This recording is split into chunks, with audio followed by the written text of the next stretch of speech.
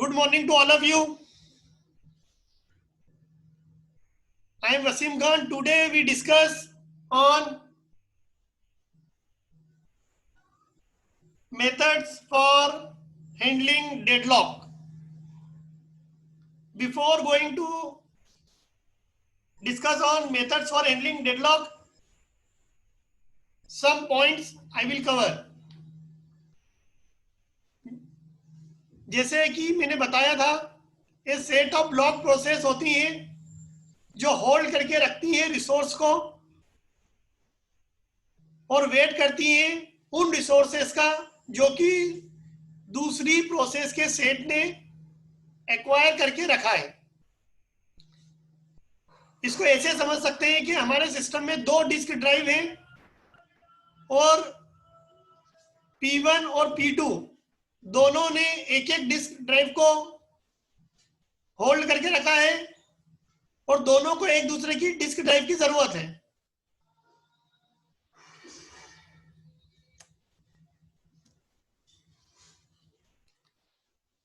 एक real life example अपन लेते हैं। जैसा कि ये ब्रिज आपको दिख रहा है, जब दो व्हीकल एक दूसरे को क्रॉस करते हैं तो आप देखेंगे traffic only in one direction. Traffic क्या है, सिर्फ एक डायरेक्शन में जा रहा है, इधर की साइड। देखो यहां तो दो डायरेक्शन थे, लेकिन इस ब्रिज पर सिर्फ एक ही डायरेक्शन में जा रहा है। Each section of bridge can be viewed as a resource. जो ब्रिज का सेक्शन है वो रिसोर्स की तरह काम कर रहा है। ये सेक्शन रिसोर्स है, ये सेक्शन रिसोर्स है, और ये भी सेक्शन रिसोर्स है, और ये भी सेक्शन रिसोर्स है। अगर यहां डेडलॉक अकर है तो उसको सिर्फ एक ही तरीके से रिजॉल्व किया जा सकता है। अगर कोई एक कार, इन दोनों में से कोई एक कार बैकअप या बैक हो जाए, मतलब इस रिसोर्स को क्या कर दे, वो रिलीज कर दे, मतलब रोल बैक हो जाए, तभी जो हमारा डेडलॉक है हट सकता है। अब मान के चलो बहुत सारी जो कार है बैक हो रही है, अगर डेडलॉक होने की वजह से तो भी हम क्या कर सकते हैं, डेडलॉक को रोक सकते हैं। और यहां पर क्या हो सकता है कि अगर वो बैक नहीं होंगी तो स्टारवेशन की पॉसिबिलिटी भी है।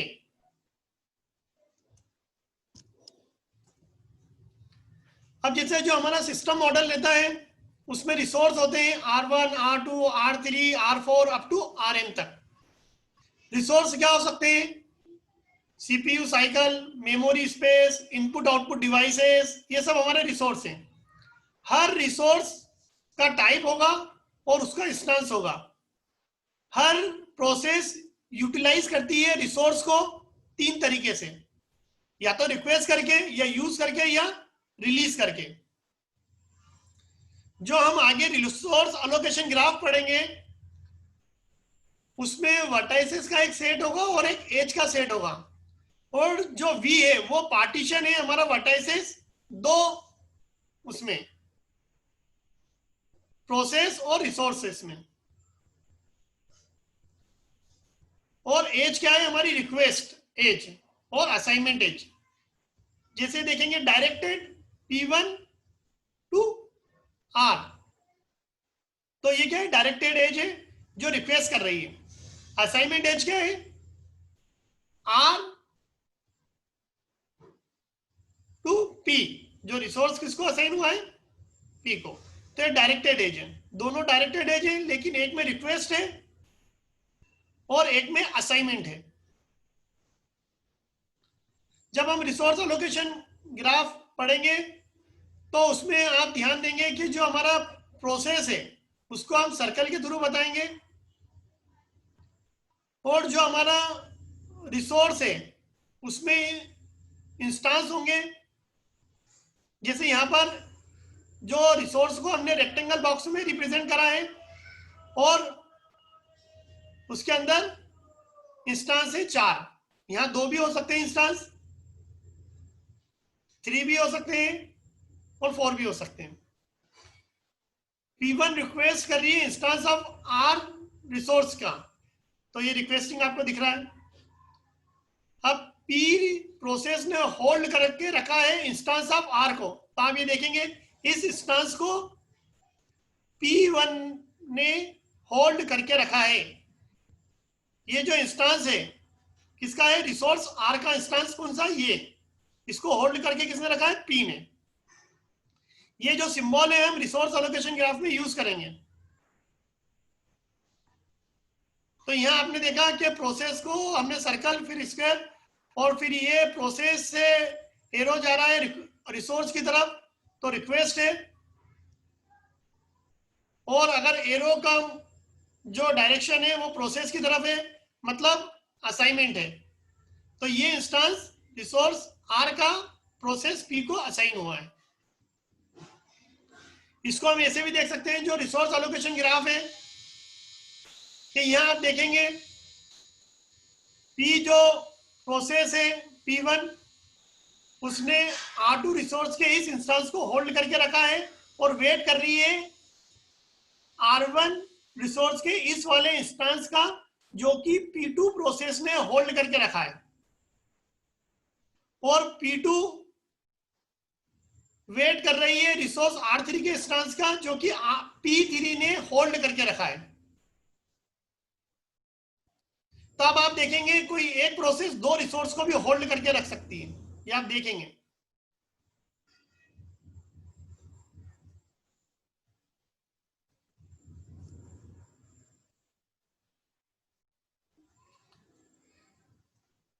अब आप देखेंगे रिसोर्स एलोकेशन विद डेडलॉक। ये जो ग्राफ है ये क्या बता रहा है? डेडलॉक, क्योंकि यहां पर साइकिल बन रही है। आप देखेंगे ये साइकिल बन रही है, तो यहां डेडलॉक है। अगर साइकिल बनती है तो डेडलॉक है। आप ये देखिए यहां पर साइकिल बन रही है, रिसोर्स एलोकेशन विद डेडलॉक। ये बिल्कुल सिंपल दिख रहा है कि P1 ने होल्ड करके रखा है रिसोर्स R2 के इंस्टेंस को और रिक्वेस्ट कर रही है R1 के इंस्टेंस का। सिमिलरली P2 भी, सिमिलरली P3 भी वेट कर रही है R2 के अंदर जो इंस्टेंस है उसका, जो कि P1 और P2 को अलॉट हो चुके हैं पहले ही। तो एक साइकिल बन गया है यहाँ पर। तो resource allocation graph with A deadlock, ये बहुत इंपॉर्टेंट था। अब ये जो ग्राफ है इसमें डेडलॉक नहीं है, graph with a cycle but no deadlock. अब हो सकता है साइकिल है लेकिन डेडलॉक नहीं है, तो ये भी दिख रहा है graph with a cycle but no deadlock. आपने प्रीवियस ये वाला जो ग्राफ देखा इसमें साइकिल बन रही है और डेडलॉक भी है। यहाँ साइकिल तो बन रही है, साइकिल तो बन रही है लेकिन डेडलॉक नहीं है। क्यों? क्योंकि यहां पर एक इंस्टेंस फ्री है। आप देखिए, तो यहां डेडलॉक नहीं है क्योंकि यहां पर ये जो P4 है अगले के लिए रिक्वेस्ट कर ही नहीं रहा है, P2 अगले के लिए रिक्वेस्ट कर ही नहीं रहा है, तो यहां डेडलॉक नहीं है। इसके बाद कुछ नोटेशन हो रहे, if graph contain no cycle तो नो डेडलॉक। तो ये तो कंफर्म है कि अगर ग्राफ में कोई साइकिल नहीं बन रही है तो डेडलॉक तो नहीं होगा। लेकिन अगर ग्राफ में साइकिल है और अगर एक रिसोर्स के पास सिर्फ एक ही इंस्टेंस है तो डेडलॉक होगा। लेकिन दूसरा केस हमने देखा कि अगर सेवरल इंस्टेंस है रिसोर्स के पास तो डेडलॉक की पॉसिबिलिटी तो है, लेकिन जरूरी नहीं है कि डेडलॉक हो। जैसे प्रीवियस ग्राफ में हमने देखा साइकिल बन रही थी, इंस्टेंस रिसोर्स के पास सेवरल इंस्टेंस भी थे तो डेडलॉक हो रहा था। लेकिन यहां डेडलॉक नहीं बन रहा है। दोनों केस देखे कि रिसोर्स के पास सेवरल इंस्टेंस है और साइकिल बन रही है तो डेडलॉक है। रिसोर्स के पास सेवरल इंस्टेंस है, साइकिल बन रही है, लेकिन फिर भी डेडलॉक नहीं है। ये तीन केस अपन ने देखे। लेकिन एक चीज बिल्कुल ध्यान रखना, अगर साइकिल नहीं बन रही है तो डेडलॉक नहीं होगा। अब सबसे इंपॉर्टेंट चीज है जो हमने इतना डिस्कस करा, तो डेडलॉक को हैंडल करने की 3 मेथड होती हैं। पहली है कि हम इंश्योर करेंगे कि that the system will never inter a deadlock state. इसका मतलब ये है हम कुछ ऐसी मैकेनिज्म डेवलप करें जिससे हम लोग इंश्योर करा सकें कि हमारा सिस्टम डेडलॉक में ना हो। तो इसके लिए हम 2 स्कीम यूज करते हैं। कितनी स्कीम यूज करते हैं? 2। First one is deadlock prevention and second one is deadlock avoidance.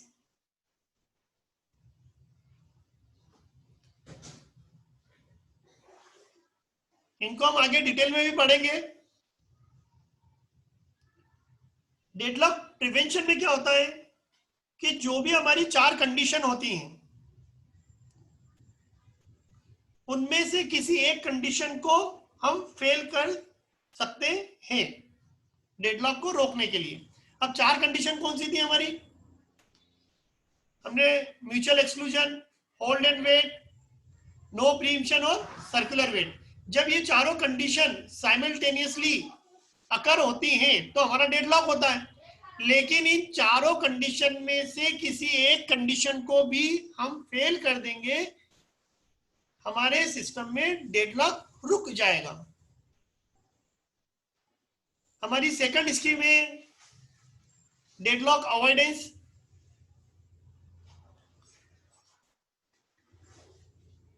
Deadlock avoidance में हम इंश्योर करते हैं कि हमारा सिस्टम डेडलॉक में नहीं जाएगा। Allow the system not in the deadlock system. Deadlock avoidance में हम इंश्योर करते हैं कि हमारा सिस्टम डेडलॉक में नहीं जाएगा। डेडलॉक अवॉइडेंस में हम ये कहेंगे कि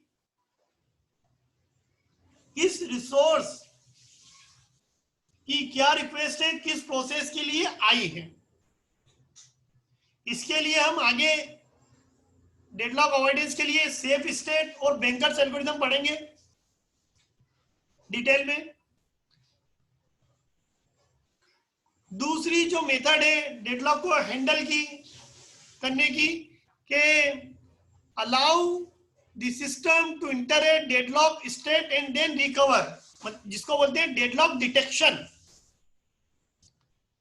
पहला हमने देखा कि सिस्टम हमारा डेडलॉक स्टेट में नहीं जाएगा। दूसरे में हमने क्या बोला है, आपने ध्यान दिया कि allow the system to enter a deadlock state and then recover it. हमारा जो सिस्टम है हमने डेडलॉक प्रिवेंशन और डेडलॉक अवॉइडेंस नहीं किया है, जिसकी वजह से हमारा सिस्टम डेडलॉक में आ गया है। इसमें हम पता लगाएंगे कि डेडलॉक कहां हुआ है और कैसे हुआ है। तो इसके लिए हम 2 एल्गोरिथम पढ़ेंगे, डिटेक्शन एल्गोरिथम और रिकवरी स्कीम। तीसरा जो तरीका है डेडलॉक को हैंडल करने का, ignore the problem and pretend that deadlock never occur in the system used by most operating system including Unix. ये जो कंडीशन होती है जनरली यूनिक्स ऑपरेटिंग सिस्टम में अप्लाई की जाती है। इसमें हमारी प्रोसेस जो चल रही है वो तो ब्लॉक हो जाती है, नई प्रोसेस भी ब्लॉक हो जाती है। नई प्रोसेस भी ब्लॉक हो जाती है क्योंकि उन्हें रिसोर्स नहीं मिल पाते हैं। तो हम क्या करते हैं, हम हमारे सिस्टम को रीस्टार्ट करते हैं और एक बहाना बना रहे हैं। एक प्रिटेंड मतलब होता है बहाना बना रहे हैं कि हमारे सिस्टम में डेडलॉक नहीं हुआ है। प्रिटेंड मतलब बहाना बनाना। क्या बना रहे हैं बहाना? कि हमारे सिस्टम में डेडलॉक हुआ ही नहीं है। तो ये 3 तरीके हमने देखे डेडलॉक को हैंडल करने के। कि पहला तरीका हमने देखा कि इंश्योर करा कि सिस्टम में deadlock never inter a deadlock state, हमारा सिस्टम जो है डेडलॉक स्टेट में नहीं जाएगा। वो कैसे नहीं जाएगा, इन 2 एल्गोरिथम के थ्रू देखेंगे। दूसरा, डेडलॉक को हमारे सिस्टम में इंटर होने देंगे और उसके बाद रिकवर करेंगे। तो ये डेडलॉक को हैंडल करने का तरीका है। और तीसरा, हम इग्नोर करेंगे और बहाना बनाएंगे कि हमारे सिस्टम में डेडलॉक हुआ ही नहीं है। कैसे बना रहे हैं बहाना? हमने हमारे सिस्टम को जैसे ही ब्लॉक हुआ हमारा सिस्टम, तो हमने हमारा सिस्टम को रीस्टार्ट कर दिया और कहा कि हमारा सिस्टम तो डेडलॉक में था ही नहीं। तो डेडलॉक प्रिवेंशन में थोड़ा सा एक स्कीम को मैं डिस्कस कर लेता हूं आज। डेडलॉक प्रिवेंशन, डेडलॉक प्रिवेंशन अपन पढ़ लेते हैं कि किसमें पढ़ना है डेडलॉक प्रिवेंशन। कि हम हमारे सिस्टम में डेडलॉक को क्या बोल रहे हैं, इंटर नहीं करने देंगे। Ensure that the system will never inter a deadlock state, उसमें हम पढ़ रहे हैं डेडलॉक प्रिवेंशन। जैसा कि डेडलॉक प्रिवेंशन में मैंने बताया है कि जो भी हमारी चारों नेसेसरी कंडीशन है उनमें से किसी एक कंडीशन को हम फेल कर सकते हैं। Mutual exclusion not required for shareable resources, must hold for non-shareable resources. Mutual exclusion को अगर हमें खत्म करना है तो हम शेयरेबल रिसोर्सेज को नहीं लेंगे। Not required for shareable resources, सिर्फ नॉन शेयरेबल रिसोर्सेज को ही अलाउ करेंगे। जो नॉन शेयरेबल रिसोर्सेज हैं सिर्फ उनको ही हम लेंगे। अगर डेडलॉक को रोकना चाहते हैं, प्रिवेंट करना चाहते हैं, तो हमारा डेडलॉक रुक सकता है। होल्ड एंड वेट में हम गारंटी देंगे जब कभी भी प्रोसेस किसी रिसोर्स के लिए रिक्वेस्ट करती है, it does not hold any other resource, तो वो रिक्वेस्ट तभी करे जब उसके पास कोई रिसोर्स ना हो। तो हमारा hold and wait condition fail हो सकती है, जिससे हमारा डेडलॉक प्रिवेंट हो जाएगा। तो require process to request and be allocated all its resource before it began execution, या allow process to request resource only when the process has nothing, process के पास कुछ भी नहीं है। तो यहां पर क्या होगा, लो रिसोर्स यूटिलाइजेशन होगा, रिसोर्स कम यूज होंगे, जिससे स्टारवेशन की समस्या आ सकती है। अब तीसरी कंडीशन, नो प्रीएम्पशन को हम क्या करने की कोशिश करेंगे, फेल करने की। कैसे? अगर किसी प्रोसेस ने किसी रिसोर्स को होल्ड करके रखा है और वो रिक्वेस्ट कर रही है दूसरे रिसोर्स का, तो immediately can not be allocated to it, then all resource currently being held are released. तो हम क्या करेंगे, जितने भी करंट में रिसोर्स हैं उनको रिलीज कर देंगे और इमीडिएटली उनको अलॉट नहीं करेंगे रिसोर्स प्रोसेस को। या दूसरा तरीका ये है इस कंडीशन को फेल करने का,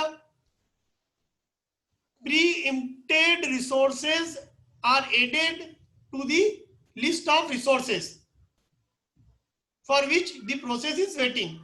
हम कुछ रिसोर्स अलग से ऐड कर दें जिसके लिए प्रोसेस वेट कर रही है। तो ये प्रीएम्पशन को रोका जा सकता है। या process will be restarted only when it can regain its old resources as well as the new ones that it requesting। हम हमारी प्रोसेस को वापस से रीस्टार्ट करें। तो ये 3 तरीके से नो प्रीएम्पशन को हम फेल कर सकते हैं। अब सर्कुलर वेट, अब इसकी कंडीशन को फेल करना है तो हम क्या करेंगे, इंपोज करेंगे total ordering of all resource type, जितने भी रिसोर्स है उनको इंपोज कर देंगे भी हमारे पास ये रिसोर्स के टाइप है।